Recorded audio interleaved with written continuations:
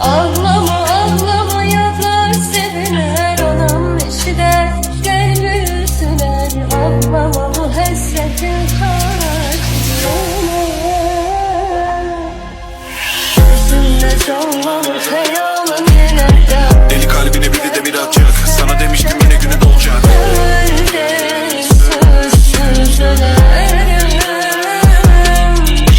Çek derdi ve unut dedim. Belli ki sen daha çok yedirmedin. Kesmedim umudumu gelir dedim. Ezberledim yolları konum dedim. Bütün bu dostlarım evleniyor. Sayende her gece demleniyorum. Çekili sadece değil inanmadı gülüm ama acım bile hayatıma renk veriyor.